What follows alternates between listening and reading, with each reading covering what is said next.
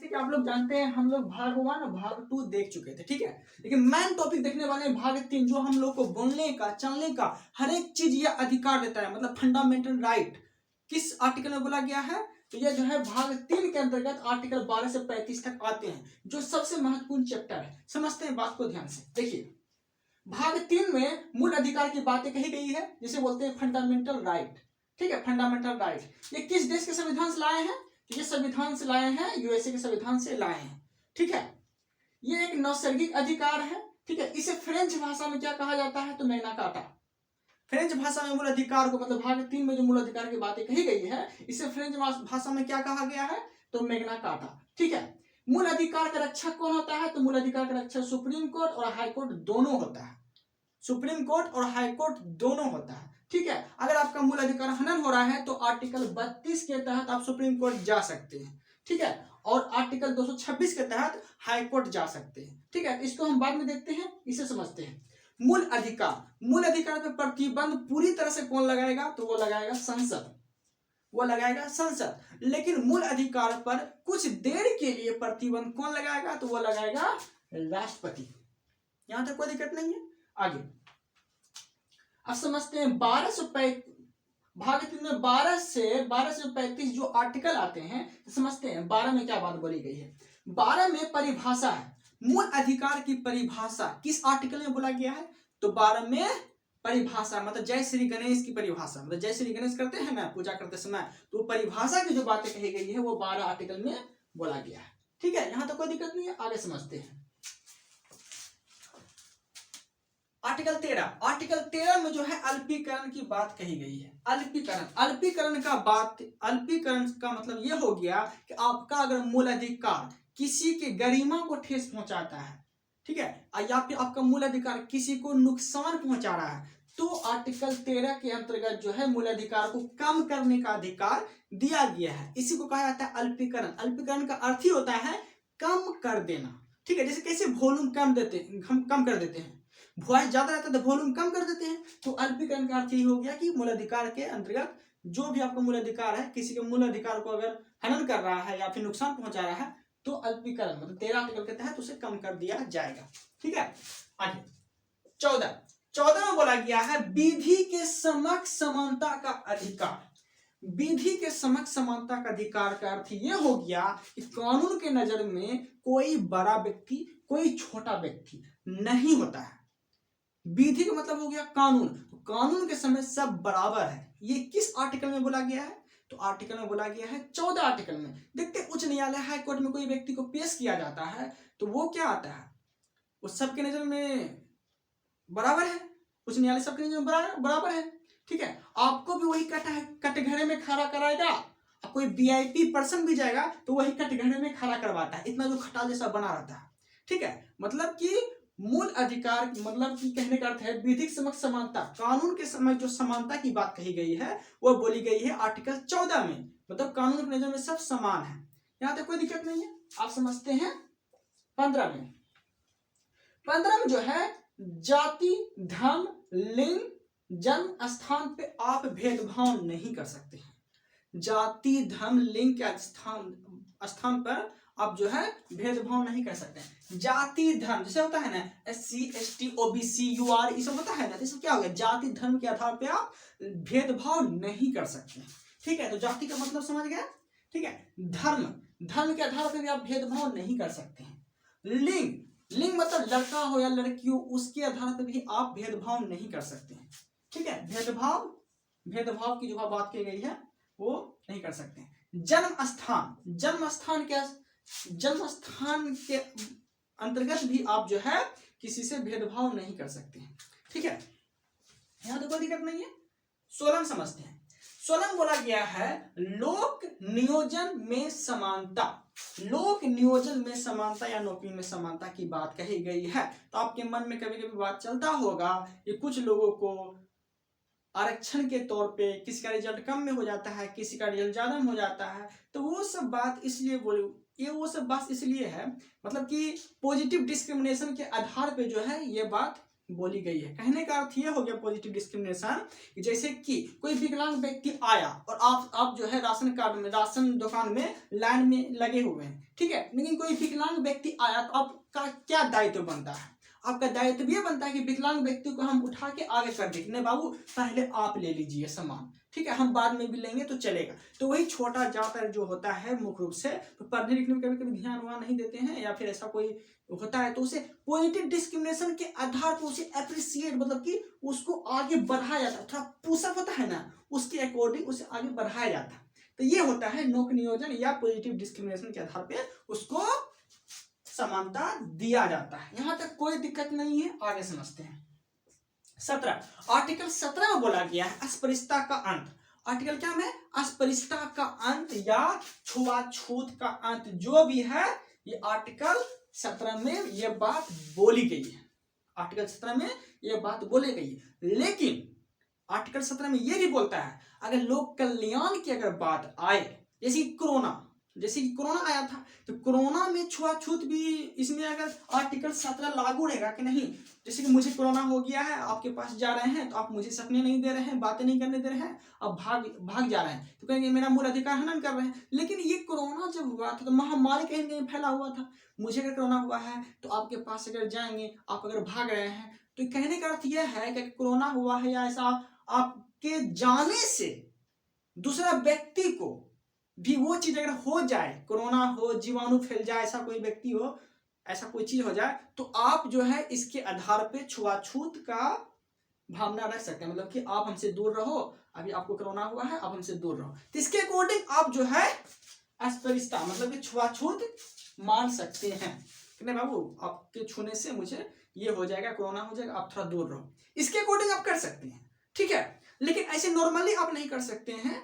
Okay, आगे 18 में बोला गया है उपाधि का अंत। 18 में बोला गया है उपाधियों का अंत। कहने का अर्थ यह हो गया कि अंग्रेज द्वारा लिया गया उपाधि आप नहीं रख सकते हैं, ठीक है। लेकिन अगर शिक्षा आप ग्रहण किए हैं, डॉक्टर बन गए हैं, बैरिस्टर बन गए हैं, वकील बन गए हैं, तब आप उपाधि रखिए, कोई दिक्कत नहीं है। यहाँ पे दर्शाए भी हैं शिक्षा के अकॉर्डिंग में आप डॉक्टर की उपाधि रख सकते हैं, बैरिस्टर बन गए हैं तो इसकी ये उपाधि रख सकते हैं, वकील बन गए हैं तो वो उपाधि आप रख सकते हैं, कोई दिक्कत नहीं है, ठीक है। यहाँ तक दिक्कत नहीं होना चाहिए आप लोग को, ठीक है। अब समझते हैं 19 आर्टिकल 19 में जो है मुख्य रूप से संविधान का रीड कहा गया है। आर्टिकल 19 में मुख्य रूप से संविधान का रीड कहा गया है, मतलब मुख्य रूप से संविधान को ये खड़ा करके रखा है। जैसे हम लोग का मेरा रीढ़ का हड्डी है ना, अगर टूट जाएगा तो हम लद्दू को गिर जाएगा ना, उसी रूप में आर्टिकल 19 को जो है संविधान का रीड कहा गया है, रीड, ठीक है। ये रीड जो है मुख्य रूप से 1 से लेके 7 तक बातें कही गई है, जैसे 19 का 1, 19 का 2, 19 का 3, 19 का 4, 19 का 5, 19 का 6, 19 का 7, ठीक है। तो इसको हम सबको देखते हैं कि क्या क्या बात किसमें बोली गई है। ओके, समझते हैं। 19 के 1 में बोला गया है अभिव्यक्ति की आजादी। अभिव्यक्ति की आजादी कहने का अर्थ है कोई सभा बैठक या बुलाया गया है, ठीक है, आप अभिव्यक्ति करना चाहते हैं, माइक पे भाषण देना चाहते हैं, ठीक है, अभिव्यक्त करना चाहते हैं अपनी भावनाओं को, तो आप अभिव्यक्त कर सकते हैं। किस आर्टिकल के तहत? तो 19 के 1 के तहत आप जो है अभिव्यक्त कर सकते हैं, वो बातें अपना रख सकते हैं, ठीक है। यहां तो कोई दिक्कत नहीं है, आगे बढ़ते हैं। 19 का 2 में जो है सभा करने की आजादी है, ठीक। अगर आप अच्छा बोलने जानते हैं, जो कि 4 लोग इकट्ठा कर सकते हैं, तो आप सभा भी कर सकते हैं, ठीक है। अभिव्यक्त करके आप भाषण दिए, लेकिन आप अच्छा बोलने जानते हैं तो आप अच्छा बोलने अगर जानते हैं तो आप सभा भी बैठा सकते हैं, सभा भी कर सकते हैं। तो ये आर्टिकल 19 के 2 में ये बात बोली गई है, ठीक है। अब समझते हैं 19 का 3। 19 के 3 में क्या है? संगठन बनाने की आजादी, ठीक है। 19 के 3 में संगठन आप बनाइए, संगठन बना के अपना कोई अच्छा काम करना चाहते हैं तो करिए। तो 19 के 3 में ये बात जो है संगठन बनाने की बात कही गई है, ठीक है। अब 19 के 4 में जो है चारों ओर घूमने की आजादी है।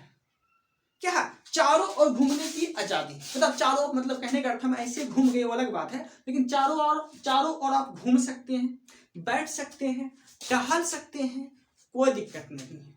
ठीक है, ये सब जो है आपको अधिकार है। ठीक है, लेकिन एक बात है, चारों ओर घूमने की आजादी है, इसका मतलब ये नहीं ना किसी के बाथरूम में आप घुस जाएंगे, ऐसा तो नहीं हो सकता है। तो 19 के 4 में यह भी बात बोला गया है कि आपको यह अधिकार दिया गया है, कोई बात नहीं, इसका लाभ आप उठाइए, लेकिन अगर आपका आजादी या आपको जो अधिकार दिया गया है आर्टिकल 4 के तहत चारों ओर घूमने की, ठीक है, तो ये अधिकार कहीं ना कहीं अगर आपका अधिकार दूसरे की गरिमा को या फिर दूसरे के अधिकार को हनन पहुंचा रहा है, तो आर्टिकल 13 में यही बात बोला गया है कि कम कर देंगे वॉल्यूम, उड़ोगे ज्यादा तो वॉल्यूम कम कर देंगे। ठीक है, तो अल्पीकरण इसी में बात बोला गया है, मतलब आपका अधिकार किसी के अधिकार को हनन पहुंचा रहा है तो आर्टिकल 13 लगा के जो है इसको कम कर देंगे। ठीक है, कोई दिक्कत नहीं आता। आगे समझते हैं 5 में बस जाने की आजादी, चारों ओर घूम लिए, घूमते घूमते घूमते घूमते मन हो गया कि बैठ गए, मतलब बैठ गए या फिर वहां जाके जमीन उमीन लेके वहां बस गए, सिर्फ घूमते घूमते ऊटी हमको पसंद आ गया। ठीक है, ऊटी पसंद आ गया, जम्मू कश्मीर को स्थान पसंद आ गया, तमिलनाडु पसंद आ गया, तो भारत के कोई भी स्थान में जाके आप रह सकते हैं, जमीन ले रह सकते हैं, बस सकते हैं। ये किस आर्टिकल के तहत बोला गया है? तो ये आर्टिकल जो है 19 के 5 के अंतर्गत में ये बात बोला गया है। 19 के 5 में क्या बोला गया है? बस जाने की आजादी है आपको। ठीक है, यहां तो कोई दिक्कत नहीं है। आगे 6 में अगर आप बसना चाहते हैं, 19 के 5 में बोला था बस जाने की आजादी, लेकिन आप बसने के लिए आपको तो संपत्ति खरीदना होगा ना, संपत्ति खरीदना होगा, तो वही जो है 19 के 6 में ये बात बोला गया है संपत्ति की आजादी। अब संपत्ति खरीद के आप वहां बसिए, कोई दिक्कत नहीं है। ठीक है, तो 19 के 6 में बोला गया है संपत्ति खरीदने की या संपत्ति की आपको आजादी दिया गया है। ठीक है, ये हो गया। 19 के 7 में बोला गया है कि अब जब बस गए, संपत्ति खरीद लिए, तो कुछ तो व्यवसाय करेंगे ना अपना जीवन यापन करने के लिए, पेट पालने के लिए। ठीक है, तो कुछ तो जीवन यापन करेंगे, तो वही जो है 19 के 7 में बोला गया है कि व्यवसाय करने की आजादी, आपको व्यवसाय करने की आजादी। ठीक है, लेकिन इसमें एक रीजन है, व्यवसाय करने का अर्थ यह हो गया कि वह व्यवसाय जो लीगल होना चाहिए, लीगल होना चाहिए। भारत सरकार के अंतर्गत ये सब जो है व्यवसाय लीगल होना चाहिए। ये नहीं कि आप गोली बंदूक का कारोबार करने लगे, ठीक है, आतंकवाद बन जाइए, तो ये व्यवसाय करने की आजादी नहीं है आपको। व्यवसाय करने की आजादी ये हो गया कि पेट पालने के लिए आप ऐसा व्यवसाय करिए जो कि लीगल हो। ठीक है, यहां तक कोई दिक्कत नहीं है। आगे देखिए, अब देखते हैं आर्टिकल 20 में देखिए क्या बोला गया है। आर्टिकल 20 में बोला गया है एक अपराध की एक सजा, एक अपराध की एक सजा आपको देगा। ठीक है, अगर आप कोई अपराध किए हैं तो वो कानून जो है आपको एक अपराध का एक ही सजा देगा। जैसे आप चोरी किए हैं, मर्डर किए हैं ना, तो आपको वो मर्डर का या चोरी करने का सजा, वही चोरी करने का दोबारा आपको सजा नहीं सुना सकता है। ठीक है, अगर वो आप जैसे कि कहने का एक बात, आर्टिकल 20 में ये बात ही बोला गया है। ठीक है, आर्टिकल 20 में ये बात ही बोला गया है, अगर अपराध आप 10 साल पहले किए थे, अपराध आप जो है 10 साल पहले किए थे, और 10 साल अपराध करने की जो है 10 साल मतलब 10 साल आप अपराध पहले किए, मतलब 10 साल पहले आप चोरी किए थे। ठीक है, 10 साल पहले आप चोरी किए थे, और चोरी करने का जो है 10 साल पहले सजा था 1 साल, लेकिन अब ये कानून लागू हो गया कि अब अगर चोरी करेगा तो आपको 4 साल का सजा दिया जाएगा। तो व्यक्ति तो डरिए जाएगा कि हम चोरी पहले किए थे 10 साल पहले, हमको 21 साल का सजा होना चाहिए, आप भी बोलते हैं 4 साल का सजा होगा, तो कैसे ऐसे पॉसिबल है? तो नहीं, ऐसा नहीं है। जब आप वो अपराध किए थे तो उस अपराध के अकॉर्डिंग आपको वो सजा दिया जाएगा। वो आर्टिकल 20 में ही ये बात बोला गया है। ठीक है, यहां तो कोई दिक्कत नहीं है। अब समझते हैं आगे 21 में बोला गया है प्राण एवं दैहिक स्वतंत्रता, प्राण एवं दैहिक स्वतंत्रता की आजादी है या फिर निजता का अधिकार। इसी के अंतर्गत हम लोग क्या करते हैं, प्राइवेसी रखते हैं, मोबाइल में लॉक भी रखते हैं, मोबाइल में क्या चल रहा है क्या नहीं है किसी को दिखाते हैं, नहीं दिखाते हैं। ठीक है, तो एक आर्टिकल 21 में ये बात बोली गई है, प्राइवेसी भी आप रख सकते हैं, आपकी आजादी, आपका जो प्राइवेसी है वो आपका जो है प्राइवेसी कोई हटा नहीं सकता है, लॉक कोई नहीं तोड़ सकता है। अगर कोई ऐसा करता है तो उसको दंडनीय अपराध माना जाएगा। ठीक है, यहाँ तो कोई दिक्कत नहीं है। आगे 22 में बोला गया है गिरफ्तारी से संरक्षण। 22 में, आर्टिकल 22 में बोला गया है गिरफ्तारी से संरक्षण। कहने का अर्थ यह है कि कोई पुलिस प्रशासन अगर आपको गिरफ्तार करने अगर आ रहा है तो उसको वारंट दिखाना पड़ेगा, उसको बताना होगा कि आपको हम क्यों गिरफ्तार कर रहे हैं या फिर क्यों करना चाहते हैं। ठीक है, तो गिरफ्तारी के संरक्षण, इसके अकॉर्डिंग आप वकील भी रख सकते हैं। ठीक है, तो गिरफ्तारी से संरक्षण, इसको हम बाद में देखते हैं, इसको हम बाद में देखते हैं, इससे इसको और भी लंबा चौड़ा है, लेकिन इसको इतना ही समझिए। 23 में, आर्टिकल 23 में देखिए क्या बात बोला गया है। आर्टिकल 23 में जो है बलात् श्रम बेगारी के बारे में बोला गया है। बलात् श्रम बेगारी का अर्थ यह हो गया कोई मजदूर अगर आपके पास काम करने के लिए आ रहा है, ठीक है, रोज आप ढलैया करवा के घर द्वार बना रहे हैं, लेकिन एक आध दिन मन किया मजदूर का कि नहीं हम 8 घंटा काम नहीं करेंगे, 5 घंटा काम करेंगे, मेरा शरीर बहुत दर्द कर रहा है, तो आप उसको क्या बोलेंगे? नहीं तुमको करना पड़ेगा। तुम करेगा, काहे नहीं करेगा? पैसा नहीं देंगे तुमको करना पड़ेगा। तो बेगारी नहीं करा सकते हैं आप उससे। ठीक है, बेगारी नहीं करा सकते हैं, बिना पैसा तो काम नहीं करा सकते हैं। एक बात और है, अगर उसका मन कर रहा है कि हम 5 घंटा काम करेंगे, 8 घंटा काम नहीं करेंगे, तो वो भी आप नहीं करा सकते हैं। ये किस आर्टिकल में बोला गया है? ये बोला गया है आर्टिकल 23 में। ठीक है, तो बलात् श्रम निषेध के बारे में बोला गया। यहाँ तक कोई दिक्कत नहीं है, आप समझते हैं।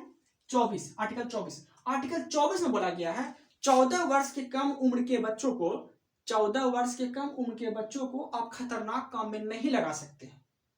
14 वर्ष के कम उम्र के बच्चों को आप खतरनाक काम में नहीं लगा सकते हैं। एग्जाम्पल में लोहा उद्योग, पटाखा उद्योग, इस सब में 14 वर्ष के कम उम्र के बच्चों को लगाएंगे तो क्या होगा? कहेंगे नुकसान हो जाएगा। लोहा उद्योग में लगाएंगे, लोहा गिर गया, पैर टूट गया तो क्या करेगा? उसको उतना समझ है नहीं, ये हो गया। पटाखा उद्योग में लगाए, अब पटाखा बनाने दिए, अब पटाखे में पूरा एकदम लगा दिया, पूरा एकदम ब्लास्ट हो जाएगा। तो 14 वर्ष के कम उम्र के बच्चों को आप खतरनाक काम में नहीं लगा सकते। ठीक है, यहां तक कोई दिक्कत नहीं होना चाहिए। Thanks for watching. Okay then, अगर आप लोग को मेरा कंटेंट अच्छा लगता है तो चैनल को सब्सक्राइब करके रखिएगा। हम और भी इससे जो है बेटर से बेटर कंटेंट लाएंगे और आप लोग के लिए जो है हम ये हमेशा निरंतर प्रयास करते रहेंगे। Thanks for watching.